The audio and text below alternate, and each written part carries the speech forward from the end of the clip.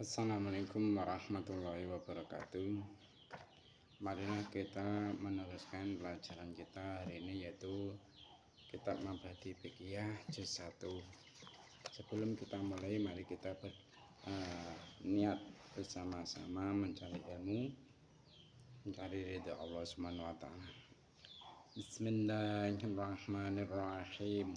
Nawaitu thalabal ilmi izalata jahli an namsi an sairi juhali wa ihya'adini wa ibqa'al islami bil ilmi wa daral akhirati wa ridallahi ta'ala wa syukra ala ni'matil aqli wa ni'mati sihhatil badani fadlillahi ta'ala.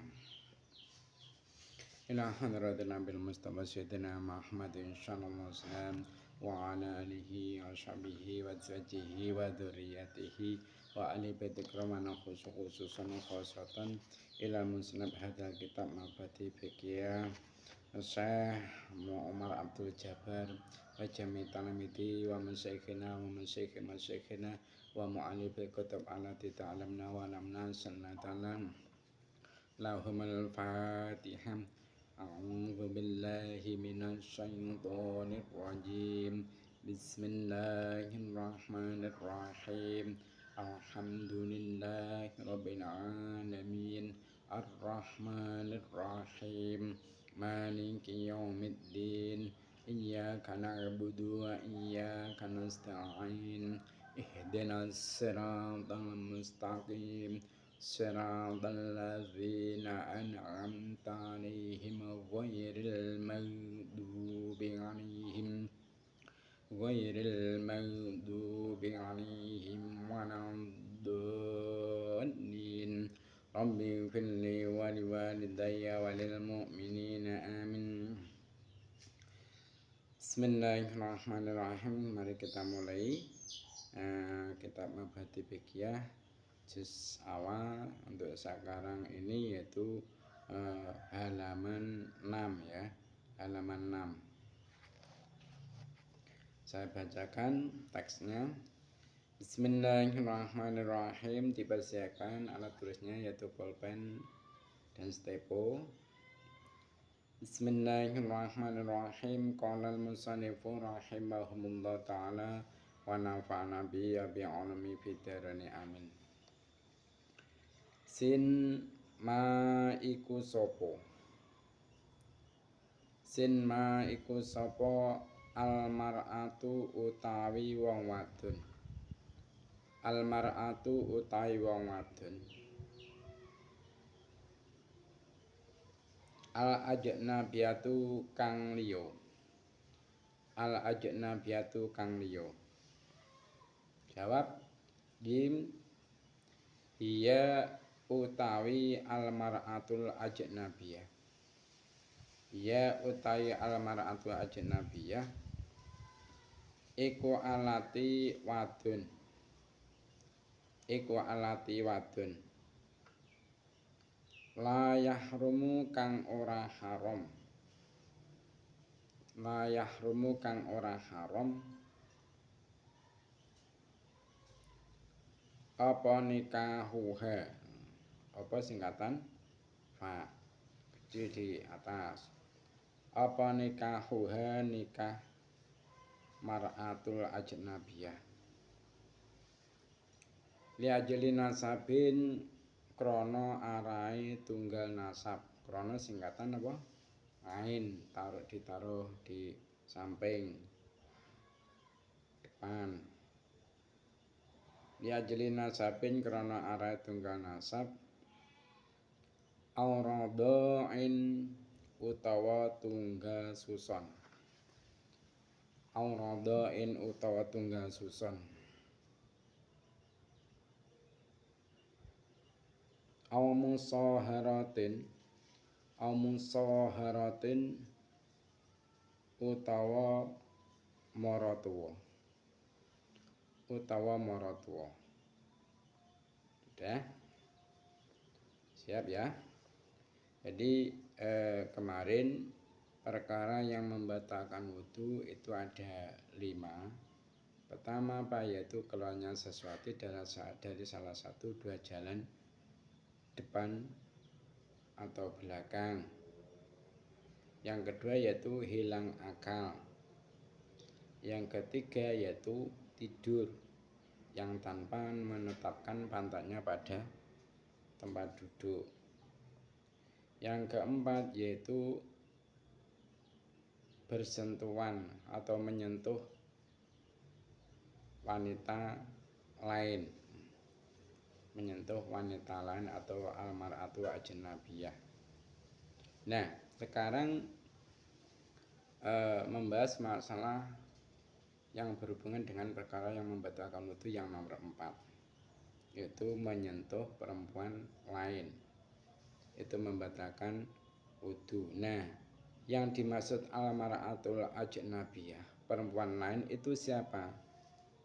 Di situ sin ma almar'atul ajnabiyah, siapa yang dimaksud perempuan lain? Jawabnya jim iya allati la yahrumu nikahuha li ajli nasabin au radhain au musaharatin. Yang dimaksud dengan almar'atu ajnabiyah yaitu perempuan yang tidak haram kamu nikah,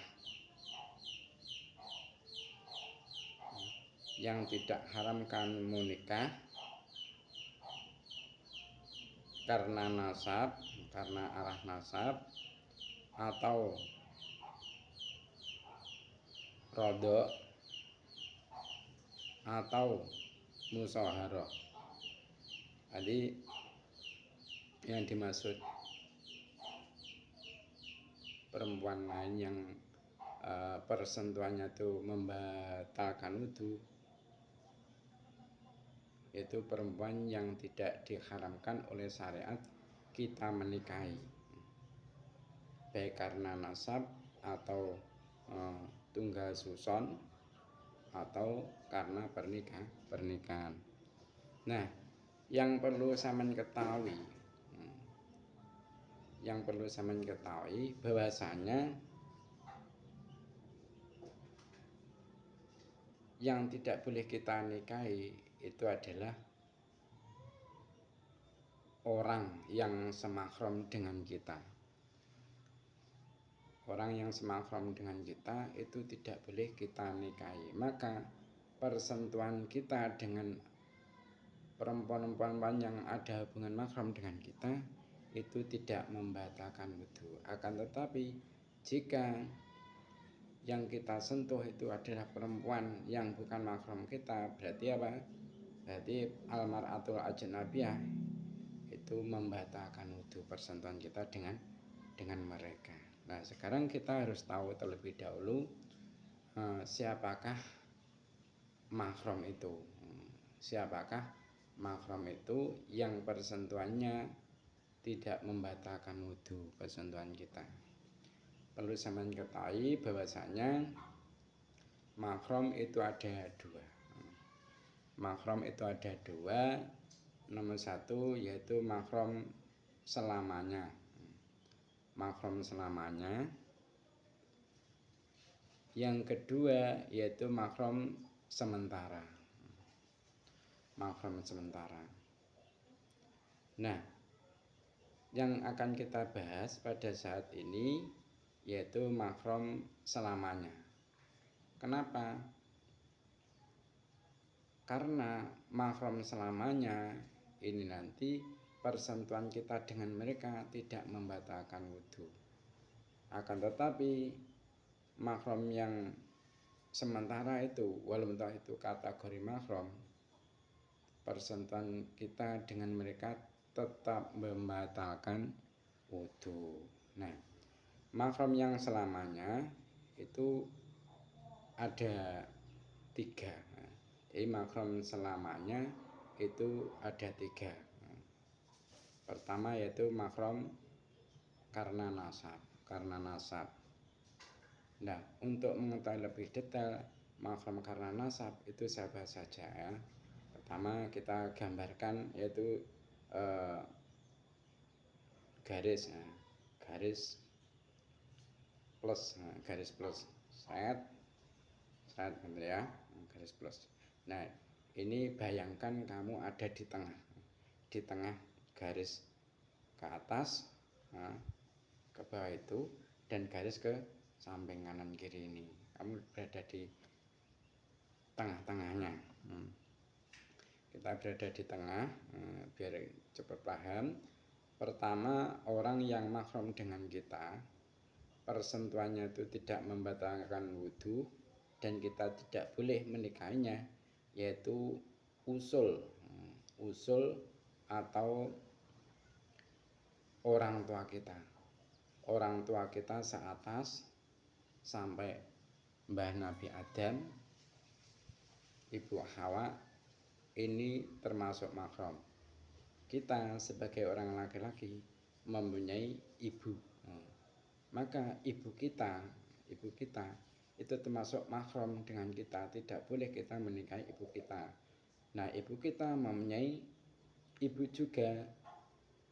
Kalau dengan kita kan berarti nenek kita, maka nenek kita pun itu mahram dengan kita. Kita tidak batal bersentuhan kulit dengan nenek kita sampai ke atas, sampai ibu Siti Hawa.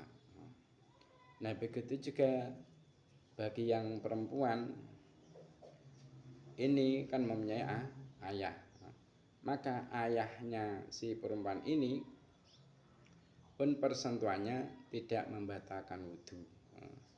Kenapa? Karena ayah ini termasuk mahram dari perempuan ini. Begitu juga ayahnya perempuan ini mempunyai kakek sampai ke atas. Nah, ayah, kakek, dan seatasnya sampai Nabi Adam itu termasuk mahram bagi perempuan itu. Makanya persentuhannya tidak membatalkan wudhu dan tidak boleh pernikahan itu terjadi bagi mereka. Nggak boleh, dilarang oleh agama.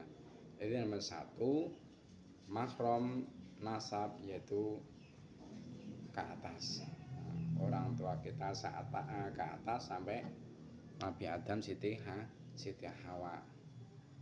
Terus sekarang mahram nasab yang kedua, yaitu furuk atau anak turun kita, anak kita, cucu kita, sampai ke bawah, sampai besok hari kiamat.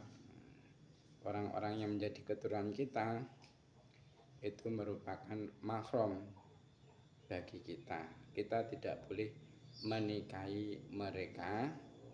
Persentuhan kita dengan mereka tidak membatalkan wudhu.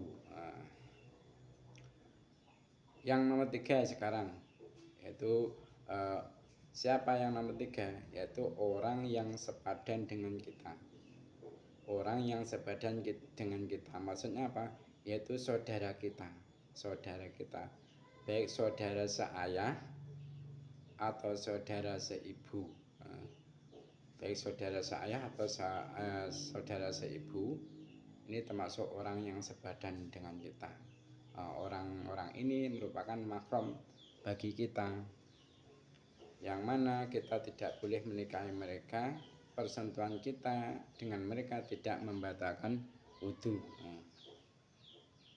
Siapa saja contohnya, mungkin kita mempunyai saudara laki-laki, saudara laki-laki kita itu kan termasuk orang yang sepadan dengan kita, dan kita juga mempunyai saudara perempuan. Nah, saudara perempuan kita ini mahram bagi kita, kita tidak boleh menikahi, dan juga persentuhannya tidak membatalkan wudhu. Terus saya katakan tadi, yaitu saudara kita baik seayah atau seibu. Seayah contohnya bagaimana? Contohnya mungkin ayah kita selain menikahi ibu kita juga nikah dengan perempuan perempuan lain. Nah, dengan perempuan lain ini ayah kita mempunyai anak 50 orang, maka anak 50 ini termasuk saudara kita juga, termasuk mahram kita. Kita tidak boleh menikahi mereka. Atau mungkin ayah kita sampai nikah dengan perempuan yang jumlahnya itu 4, termasuk ibu kita. Dan dari ibu 4 itu mempunyai anak 50 yang sekandung dengan kita 50 orang, dan dengan ibu-ibu yang selain ibu kita mempunyai anak 50, berarti 4 kali 50 berapa? 200. Nah, dan 200 orang ini yang 199 termasuk mahram dengan kita. Nah, terus yang satu kan kita. Soalnya kan yang kita gambarkan kita ada di tengah.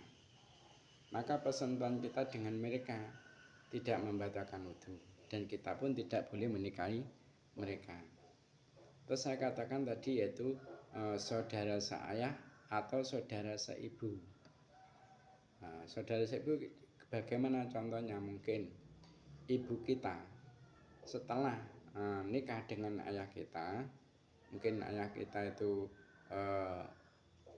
pisah dengan ibu kita, pisah, atau mungkin pisah cerai, atau mungkin mati.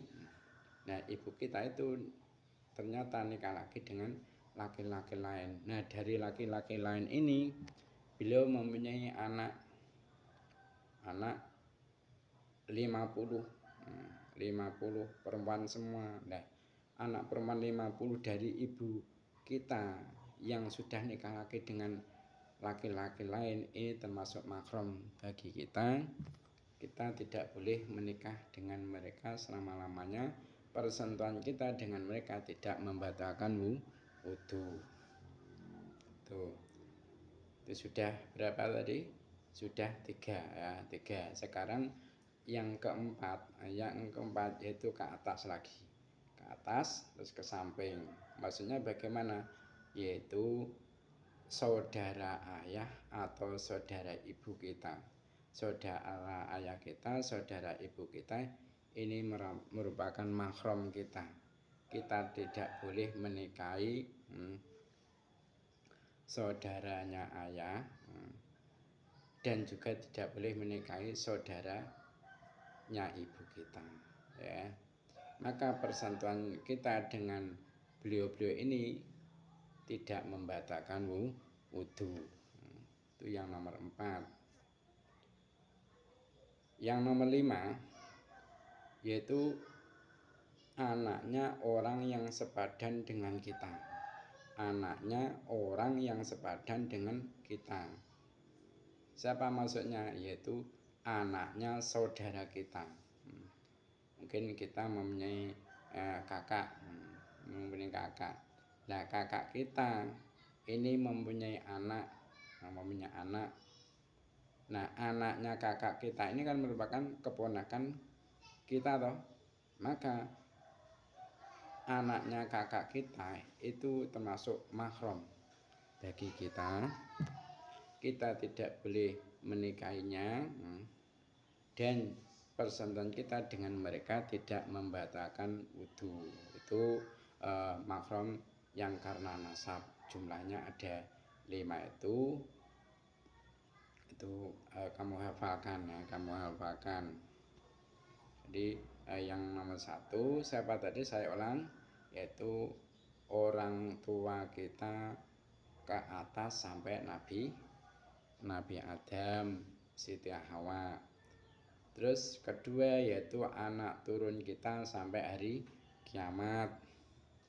Yang nomor 3 yaitu saudara kita, baik saudara seayah atau saudara seibu.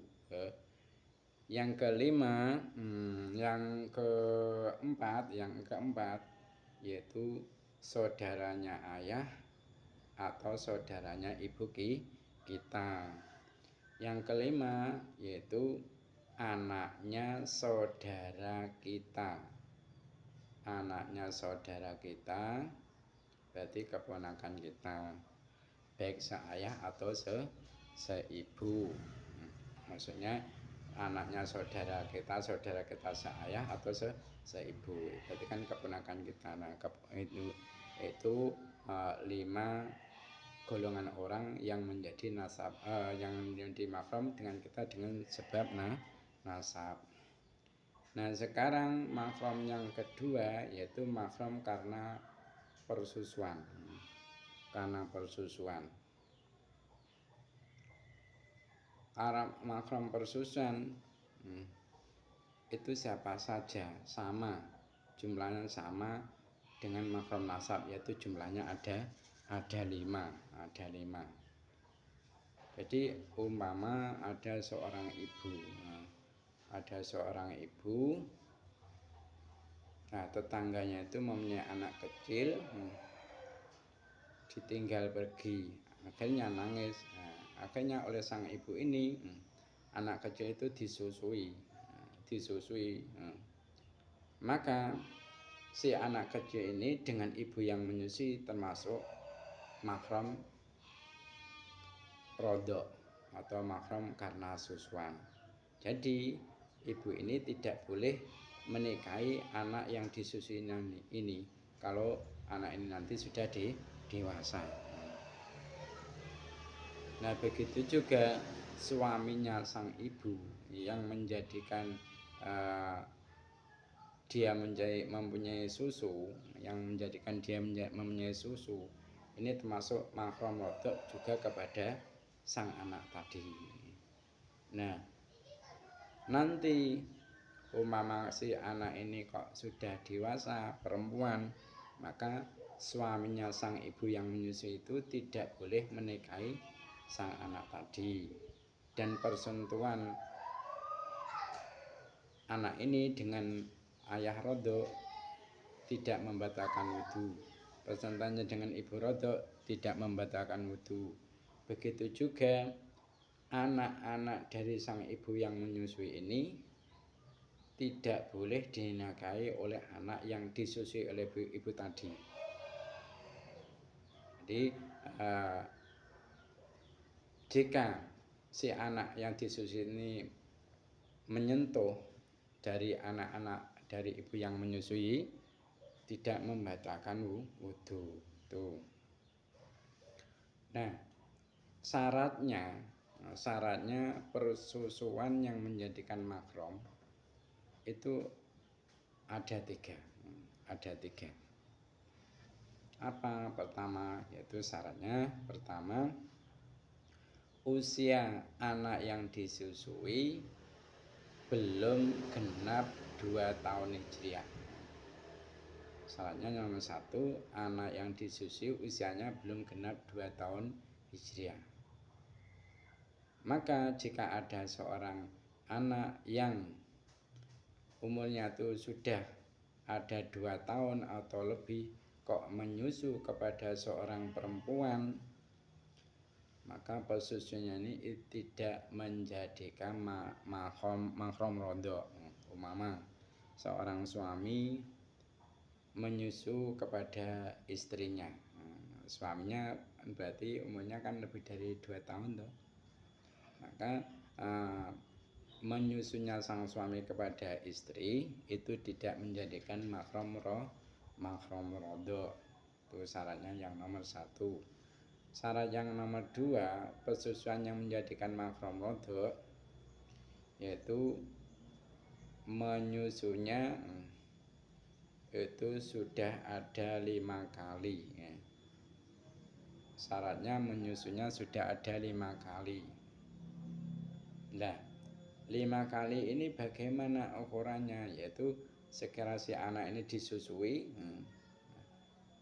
lantas dia sudah berhenti sendiri, nyusunya, terus besok menyusu lagi, maka berarti menyusunya sudah dua kali. Nah, besok lusa menyusu lagi, sudah 3 kali. Besok lusanya lagi menyusul lagi 4 kali. Besok lusanya lagi menyusul lagi. Berarti kan sudah 5 kali. Nah, kalau sudah 5 kali berarti ini memenuhi syarat yang nomor 2. Maka itu nanti bisa menjadikan persusuannya menjadi makrom rodho. Nah, syarat yang nomor 3.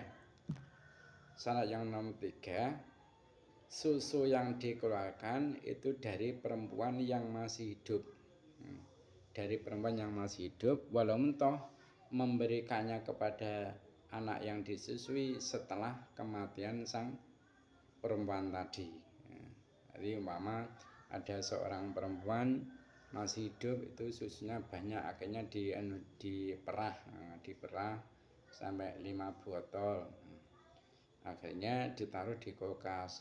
Nah, ketika orang perempuan ini meninggal, susu tersebut dikasihkan kepada anak yang membutuhkan susu yang usianya belum 2 tahun.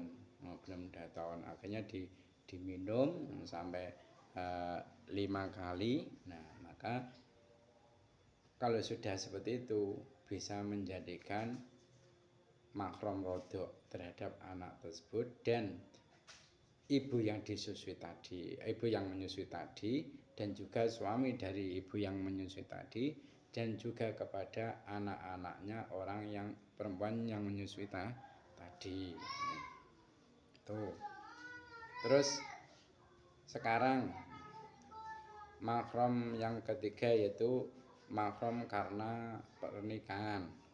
Haram pernikahan. Nah, makrom yang disebabkan pernikahan ini pertama siapa? Yaitu mertua. Maka seorang menantu ini tidak boleh menikahi mertuanya, dan persentuhan menantu dengan mertua ini tidak membatalkan wudu. Tidak membatalkan wudu. Terus yang nomor 2, mahram yang karena pernikahan yaitu anak menantu. Pasti menantu ya, menantu. Yang kedua yaitu menantu. Maka kita sebagai orang tua, jika kita mempunyai menantu kita itu termasuk mahram dengan kita. Mahram karena pernikahan. Maka persentuhan kita dengan dia tidak membatalkan wudu, dan kita tidak selamanya tidak boleh menikahi dia. Karena apa? Itu merupakan menantu kita atau istri dari anak kita. Terus mahram karena pernikahan yang nomor 3 siapa? Yaitu anak tiri. Nah, anak tiri bagaimana? Mungkin kita itu menikah dengan seorang janda. Nah, janda yang kita nikahi ini ternyata mempunyai anak perempuan. Nah, karena kita sudah menikahi ibunya, maka kita dengan anak tiri kita itu menjadi mahram. Maka kita tidak boleh menikahi anak tiri kita, dan persentuhan kita dengan anak tiri tidak membatalkan wudu. Terus mahram karena pernikahan yang nomor 4 yaitu ayah tiri. Ayah tiri bagaimana? Mungkin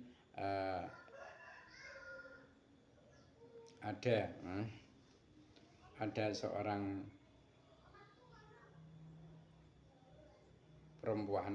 seorang perempuan ini menikahi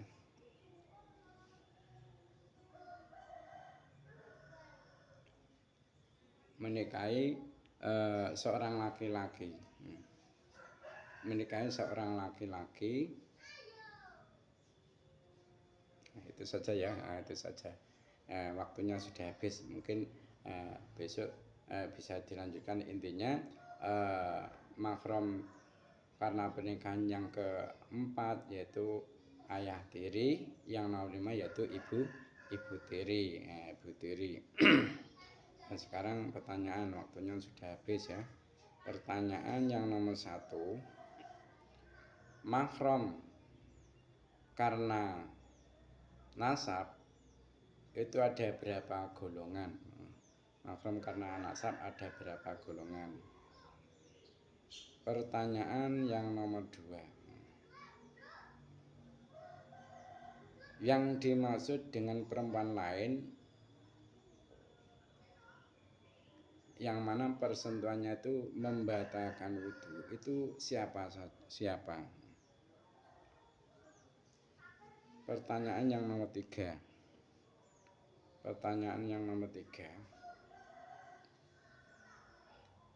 Syarat persusuan yang menjadikan mahram rodok itu ada berapa? Syarat persusuan yang menjadikan mahram rodok itu ada berapa? Itu pertanyaan yang nomor 3. Pertanyaan yang nomor 4, mertua dengan menantu itu termasuk kategori mahram karena apa? Mertua dengan menantu itu termasuk kategori mahram karena apa? Pertanyaan yang nomor 5 atau terakhir, kita dengan cucu kita itu termasuk mahram karena apa? Kita dengan cucu kita itu termasuk mahram karena apa? Ya, itu saja dari saya. Ada kurang lebihnya mohon maaf.